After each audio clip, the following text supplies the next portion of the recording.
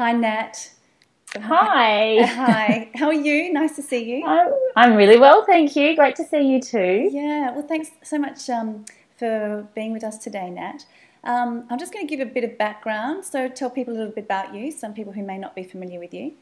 So I'm excited to introduce you to everybody, and many of you people have heard of you, but for those who haven't, you are a doctor of Chinese medicine, acupuncturist, a natural fertility educator, an author and a speaker. And you've established your own women's health and natural fertility clinic in Melbourne, the Pagoda Tree. And that was almost 10,000 years ago in 2003. Yeah, it was about 10 years ago.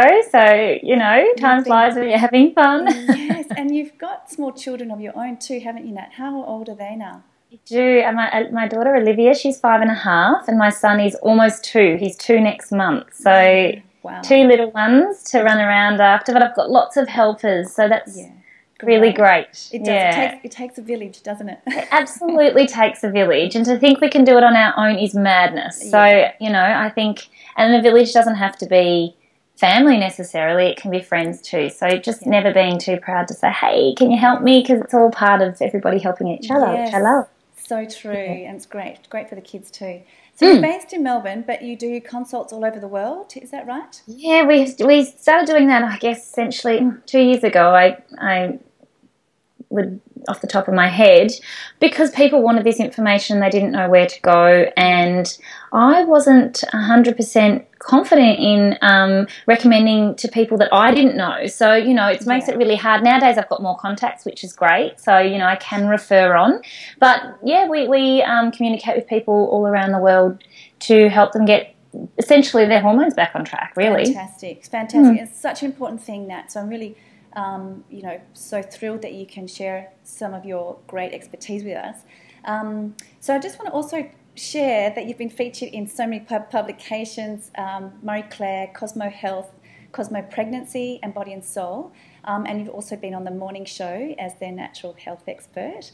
And you've gone on to produce and co-host that great web series, Health Talks, which is soon to be aired on TV, which is so great. Congratulations. It's a great series. I really enjoy tuning into that. But you've also written 2 books and ebook, Fertilise Yourself, and then also you co-wrote Eat Fat, Be Thin. And we've got Eat Fat, Be Lean that's come out probably since you've got that information. So we've got 3 out now, which is really exciting. But, it's great, I think, to be able to give people information is one thing, but then if they don't know what to do with the information, it's useless. So, all 3 of those books are packed full of information, but then it comes in, it gives you diet and lifestyle advice as well, and recipes that you can then go and start doing straight away, which is perfect. I think that's the key personally. It's no point going, you need to eat fat, and people going, well, what does that mean? Yeah, totally. Well, it's holistic. It needs to be holistic, doesn't it? Yeah, absolutely. Yeah. And so people can buy those through your website if they're interested? You can buy Eat Fat, Be Thin and Eat Fat, Be Lean in all good bookshops, actually, but you can also buy that off the website or off their own websites. They're both Eat Fat, Be Thin or eatfatbelean.com.au. So you can buy them online as well, and there's ebook versions too, because this is what people are wanting. They're wanting ebooks as well as hard copies, so that's easily available. Fertilise Yourself at the moment is still an ebook, but that goes to print. Well, we're in the process of that. That's tedious, let me say. But you can still get it for now. It will come back bigger and better and have a lot more information in it, but at the moment, I mean, the crux of it's still there, which is really cool. So accessible and very practical, which we love. So Nat, let's get into it. I must admit, when I went to your workshop a few weeks ago, I was just so impressed with the practicality of the way you present your information and make it very understandable, because for some people it's a bit, woo-woo kind of hormones. We don't really understand, I don't think, enough about our hormones. So I thought let's just go through a little bit of background on hormone health, and especially the effects of stress on our hormones, and also importantly the importance of the role the gut plays in our hormone health, which is fabulous. Yeah, totally. Well, first of all, thank you for that feedback, because it's so lovely to, just hear how people, I present in a way that I would like to hear things. So it's really nice that you like to hear things the way I like to hear things. I think it has to be that element of not lightheartedness, because it's a serious topic, but if you can't identify or relate to the information that you've been given, then it's just, it's useless. So I think the main thing to understand is, if I can go back to when I started to write my book, Fertilise Yourself, and I put that out there because all these people around the world were asking me how they could be more fertile to have babies. Yes. And I was like, all right, look, my inbox is ridiculous. Let's give everybody a guide that I can ping off to people, and it makes it easier. It makes my job easier. It means they get the information thoroughly, and, everybody's happy. But in doing that, what I realised was that I didn't have to convince people that were trying for a baby that they needed to fuel their bodies so that their hormones were doing the right thing. They got it. They wanted to do it. They were ready to step up and be that person and create that better version of themselves. Yeah. What I realised was that young women need to know this information, because they're making the decisions that are affecting their health moving forward and their long-term health. So it was quite a realisation. The other thing that I got to realise was that it made no difference whether you were 16 or 46 in terms of how to fuel your hormones, because our bodies require the same thing. So hormones are hormones. They're made from fats and protein. If we're not eating fats and protein, we're not fueling our hormones. So, to get this message across was a big deal, because people were, everyone's been on a low-fat diet, let's face it, because we were told for so long that that's what we need to do. Didn't know any better. No, and it really robbed our bodies. And so, that's obviously was one way to actually get people engaged and go, oh, that's intriguing. She's saying eat fat. Yeah, and it tastes good. It tastes great. It is so much more than eat fat. But, it gave the opportunity, or I guess an in to people, that something that they resonated with, that they can listen to the other stuff that I had to say, which was about how all of these other influences are affecting our hormones. So, the type of lifestyle that we live, the type of body products that we use, our water, our environment, and then, of course, stress. And stress is a massive, massive one. And, again, to get people to understand the impact that stress is having is also tricky, because you ask anybody and they'll say, oh, no, I'm not stressed, I'm fine, I cope. I think we get used to a certain level of stress, and also it's understanding the different types of stress that are placed on our body. Thing too, I think that we don't actually realise what stress is. It's the modern day. I say it's the modern day illness. It really is a massive problem, but we just don't actually give it any attention. Yeah. So in doing that, I then started educating people and doing a lot of my information around stress, because our bodies are designed to cope with stress, but our bodies are designed to cope with short bursts of stress, as in, I'm hunting in the forest, there's a bear over there, I'm going to run. Yeah. And it's a very important process to do that. It's a very important process to run as a response to cortisol being released in our body, because that helps us move the cortisol through. But that's not happening anymore. We're sitting at a desk, sedentary, stressed. Our adrenals are constantly secreting out this cortisol stream, and our bodies aren't made to cope with it like that. And so what we're doing is, because cortisol and progesterone in our body compete for the same receptor sites, and because cortisol will always win over progesterone, it means for survival reasons. That's just the way that our body works. Cortisol is a bossy hormone. It takes precedence over progesterone in the body, and because they compete for these same receptor sites, it means that cortisol's driven high, progesterone's kind of gets this done to it all the time. No, you can't do what you need to do, and that shoots out estrogen levels through the roof. And seeing all of these problems around our hormones, our fertility. And when I say fertility, I'm just talking about happy all hormones. round, not talking about having a baby. Sorry, Nat, I interrupted, but are you talking generally happy hormones? Absolutely, that's right. Happy hormones across the board. I would talk to, use the word fertility for a 16-year-old. They're not having babies at 16, but they need those happy hormones. They need everything. And I love what you said in debunking ovulation in your seminar. It's it's the fertility as in a fertile soil, like a rich environment. Exactly. You need to feed it, you need to nurture it, you need to turn it and water it, and you need to put food scraps or whatever you do to feed. It's a process. Yeah. When the time is right, you plant a seed, and the seed grows. Yes. And that's.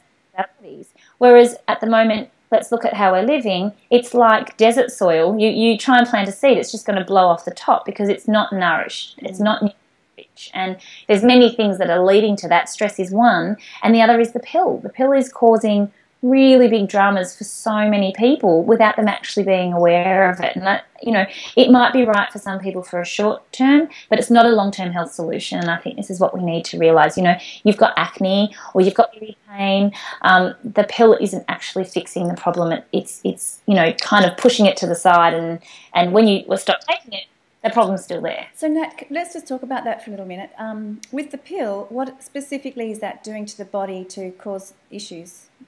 What we know is that the pill severely robs the gut and the gut function, much like antibiotics do. So we know, and we're starting to appreciate now, that antibiotics really kill off that good and bad gut bacteria. Yes. And we know that we have around 3 litres of gut bacteria in our digestive system that has to be there for it to work properly. And if it's not there, it won't work properly.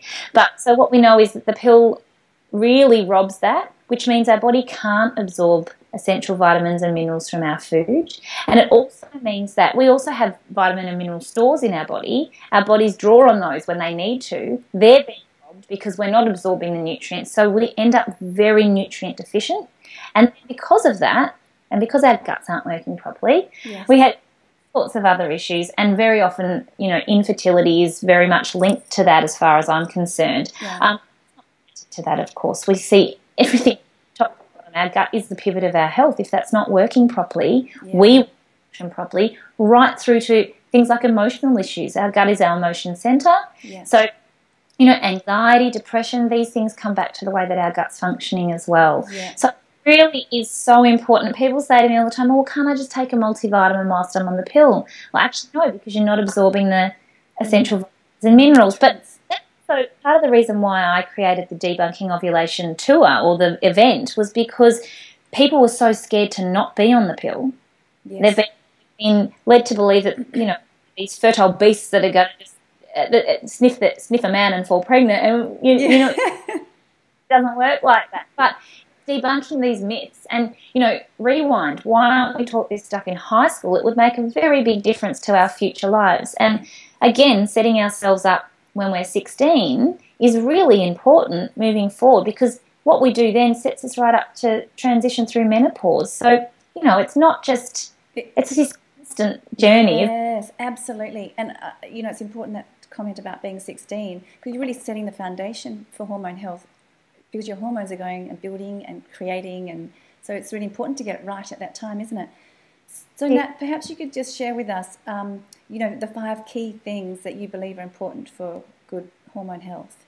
Oh, well, stress obviously is a big one. So, it's not as easy as just saying, I'm not going to be stressed anymore. Yes. Right? We need to influence our bodies cope better with stress. So, acupuncture, being an acupuncturist, that's one of my favourite things to suggest. Yeah. But that might be for you going for a walk at the end of every day, clocking off at 5:30. Also, making a conscious choice to realise that some things are worth stressing about and others aren't. Whether I'm going to meet a client I have a meeting at 5:30 and I'm going to be 5 minutes late. Is that really worth stressing about? Probably not really. It's not going to change the world. Definitely. Lots of things are really, it doesn't mean you're going to, rock in everywhere 3 hours late, but it's important to get some into perspective, yes. There are other things or other influences that really stress our bodies. Traffic is stressful to listen to, but we're not aware of it. So that's a good point. Like, nature is a great thing to regenerate and, to kind of reconnect, isn't it? Slow down. It sounds very woo-woo, but we're made to be on the ground. We're not made to, So, these things are really grounding, and I think it's really important. Sleep is another really big one, because that's when our body's regenerating. And so I say to people, being in bed by 11 o'clock is really important. That's when we do a lot of the work. And it's fair to say you've heard someone from generations before us say, oh, well, every hour before midnight is worth 2 after midnight. So every hour is worth 2, as opposed to what you might sleep after midnight. And I think it's really important to understand just that rejuvenation process that happens. So it is key. It just puts a different perspective on everything when you've had enough sleep, doesn't it? Yeah, and I say to people, if that's resonating, or if you don't sleep properly, well, let's work out why. What's the imbalance? What's going on? Because it's not the way that it should be. So Yeah. There is this cortisol adrenal issue that's going on that needs to be sorted out. Yes. But sleep again. Then obviously the way that you nourish yourself. You know, nobody can control what you eat except for yourself. Nobody can control, you know, what you put in your mouth, what you drink. So there has to be some conscious choices made around that. And I think also people, I guess, you know, see food. We all see food very differently, but it's also understanding and really getting to enjoy whole foods and coming back to, you know. Definitely. And realise that you're not actually missing out. You're gaining a whole lot by doing that. You know, absolutely. And I think, you know, Nat, my premise is the more you add those things in, the more you start to crave them too. You know, just naturally. And you kind of rebalance back to how our ancestors naturally and how we evolved. And eating also, you know, eating because you love to eat, not because you are scared of putting on weight or scared that it's, you know, if you're eating the right things, that doesn't become a problem anymore. And that brings me to weight, which is another big thing. We know that if someone's overweight or underweight equally, that will really affect the way that their body functions hormonally. Yes. So that we get clear and understand that, you know, when I talk about Fertilise Yourself and the principles in that book, what I find is that some people may gain weight eating that way and others will lose weight, but it's fair to say that they'll move in towards their more fertile, which we're living at a time where everyone's very thin. You know, not everyone. People in the media are very thin or generally. So there's a lot of pressure to be a certain way, and that's certainly not my intention. I think what we need to come back to is what is a healthy weight. Let's talk about health. Yes, exactly. And, you know, thin is not necessarily healthy, is it? Not at all. Absolutely not. Very often these women have, you know, immense trouble with proper fertile ovulation cycles. They'll often ovulate very regularly or not at all, which two ends of the scale, I know, but that tends to be what happens. But people that are overweight, they find it very hard. Again, very often they ovulate sporadically, and it can be as little as 4 kilos. Gaining or losing 4 kilos can really make a big difference. Okay, fantastic. So, and it's about just reaching that ideal weight, isn't it? That kind of fertile weight, rather than worrying about, you know, how you, and being comfortable with that. Absolutely. And, you know, I don't say that to scare people, and you know, obviously image is an issue, and I actually have been, it's really funny, I've been speaking to someone online on Twitter about the image, that we've been in this discussion. It's really nice to have some healthy discussion, but, you know, she was saying to me, oh, you know, be careful, don't use those words to, you know, in the wrong way, basically. And I'm like, well, no, I'm not. You know, if somebody is overweight or they need some help, they need to realise that that's actually unhealthy. And, you know, there's obviously other issues that are associated with that. Equally, if somebody is underweight. So it really is moving away from being afraid and looking a certain way as opposed to feeling healthy. Because I can guarantee when someone starts to implement these things and feels healthy, the rest doesn't really matter. It all falls into place, doesn't it? Yeah, that's great. It's fantastic. It is, you know, we were talking a little bit beforehand, that hormone health is like the master in terms of our overall well-being, isn't it? Hormones control the way that our body works, and we've got, you know, tons of them. Yes. So now I've got stress, sleep, weight, and good whole foods in terms of hormone health. Is there anything else to add to that? Environment's a really big thing too. Yes. Control the air that we breathe, but we can, you know, we can switch to better body products. We can use non-toxic cleaners. We can get out in the sunshine. These things are really important in terms of our overall body function as well, and it's going to create a much more hormonally balanced. And this is also because the same reason that stress will drive our estrogen levels high, toxins will also drive our estrogen levels high, so we need to be really mindful of that too. How often do you see in your clinic estrogen dominance, like that, those high estrogen levels? Time. Maybe, I mean, look, I only see people that are generally having trouble, that have got health issues. So I would say that maybe, if I have to give it a percentage, between 70 to 80% of people are estrogen dominant. Wow. And so you kind of think that's primarily linked with stress and the environment. Products and it's very often coming off the pill, one of two things happens. Either our hormones just don't do anything at all and they're really forgotten, or our estrogen levels drive through the roof because the body's been so used to having that synthetic estrogen present, the body goes, a lot of it. And we're seeing also now a lot of hormonal imbalances arising from that, from people coming off the pill especially. We're seeing things like polycystic ovarian syndrome because of estrogen dominance or hormone imbalance. Once upon a time, testosterone was one of the driving forces of polycystic ovarian syndrome. Mm-hmm. Now, there's a lot of women that don't fit that typical signs and symptoms. So for those who don't know what polycystic ovarian syndrome is, it's basically when you've got lots of follicles sitting on the ovaries, and it causes all sorts of trouble. But typically the signs and symptoms were driven because there was a lot of testosterone in the body. So facial hair, acne, weight gain, we're not seeing that anymore. We're seeing thin girls that just look fine, but they're obviously not. And it's because they've more than likely been on the pill. They're so nutrient deficient. Their body's been robbed of all the essential vitamins and minerals, and it's high estrogen levels. They just can't balance it out. So the thing is, it takes time to heal these things. It's a process, and that's why I keep wanting to reach out to young women when they have the decision to fix something or to use a Band-Aid approach like the pill. We need to be, taking fear out of fertility for these women. Yeah, for sure. So that brings me to another question. I deal and work with a lot of kids and mums, and we know how important it is to be eating well and looking after yourself while you're pregnant. But how important do you think it is for preconception care to ensure a healthy, happy baby? So, the thing is that, it's so important. Obviously, you're creating another human, and why wouldn't the best, and it goes back to the soil again, doesn't it, Nat? Totally does. But here is the thing. More than often, it's the mum that misses out if the mum's deficient. Sure. The baby, most of the time, what it can from the mother, and it'll be the mother that's left really depleted after having a baby. So it is really important. And I say, again, let's talk about the pill because it's very relevant, but a minimum of 6 months off the pill before trying to conceive, because you need to get these stores and levels back up again. Yes. So that you can put that forward. We know that babies that are conceived whilst either on the pill or really soon after coming off the pill are very nutrient deficient babies, because the mother just doesn't have everything going on to put forward for the baby. So, this comes back to that gut health that we're talking about before as well, and getting that in working order, using probiotics, getting a practitioner grade multivitamin and a practitioner grade fish oil is a great, way to start. The key, isn't it? Yeah.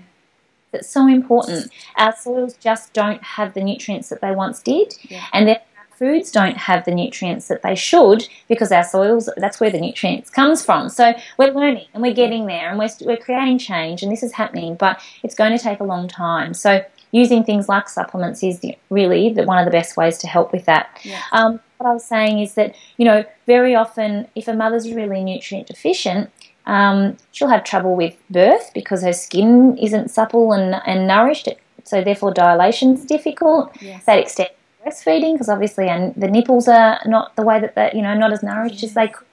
It makes breastfeeding hard.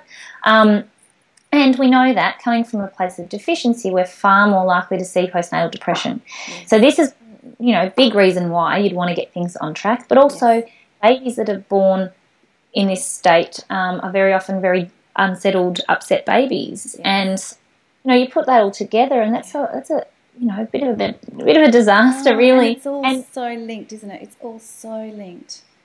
Don't freak out if that is you. You know what to do. You need to get this nourishment back in. You need to get your child on probiotics. If you can make that correlation, get your child on probiotics, get yourself on probiotics, and that's really start. So there is so much you can do if that has been the case. And I think that's an important point, isn't it, Nat? The body's amazing, and given the right tools and food and fuel, it can work. It'll correct itself.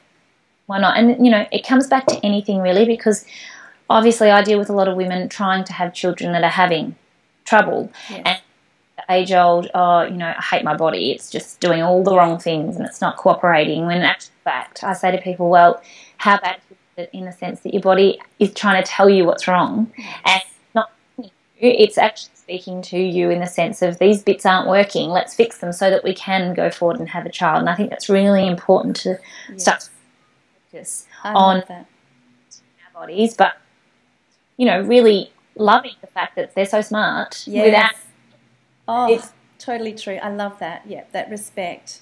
And I think the key is to slow down enough so you can actually hear that and understand that. And you have trouble, and especially if the gut health's a bit skewed, it is hard for people to actually, even emotionally, understand things. Like, it really is. You make bad choices.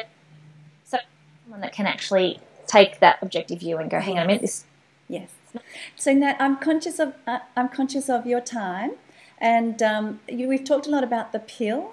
Is there? And I know you've got a lot of information and great resource in terms of alternatives to the pill. What's the best thing for people to do, or resource or reference for people to look at that? Obviously, that's why again the debunking ovulation series, because people could actually nut in and work out what's going on with their menstrual cycle, work out when they are ovulating. That's kind of key. If you can work out when you're ovulating, you can work out when your fertile times are and when they're not. So, I think that's really important to understand that you're not going to make a baby 28 days of the month. And if you actually understood when you were going to, then you could really get some clear things that you might implement at that time, obviously. So, there are contraception alternatives, but I still think that, and they're great, and they're something that you would use at those times. But for the rest of the month, if you understand when you're fertile and when you're not, you've probably got 20 days outside times that you not need to worry about it at all. So you can go for it. And I think it's when you put it like that, it's a little bit, light bulb moment, kind of like, what do you mean? So many women are on the pill because they're so afraid of falling pregnant, when in actual fact they probably only got maximum of 2 days a month that they're actually going to fall pregnant. So sure. And so you've got those resources available. So I know you've got some charts and things like that. So if people were interested in learning more, is that accessible from your website? Yeah, the debunking ovulation download is exactly the same as the event. Great. So everything. They get the information, they get the book, they get the charts, they get everything via the website, debunkingovulation.com. It's all there. Nat, can you, that just broke out a little bit. Can you repeat that website? Yeah, it's debunkingovulation.com. Okay, great. Yeah. And you get that easily, but equally on my website, which is natkringoudis.com.au, if you use that search function, you'll find stuff. I've got heaps of information on contraception alternatives, things like the cervical cap, these things that we can implement far less troublesome than even IUDs can be quite dangerous. So it's just good to get your information. And what I say to people is, go and work out what's right for you. Just because I'm saying something, I'm here because I want to encourage and challenge people's minds to go make their own decisions about what's right for them. Absolutely. Fantastic. Nat, we better wrap up there. I've got one more question for you. What's your non-negotiable health routine? Oh, my health practice or routine? I think I have a sort of a little ritual that I do before I go to bed of a night, which is just my time, So it's probably that, having that time of an evening that keeps me sane. Yes. With little kids, you've got to carve it in, don't you?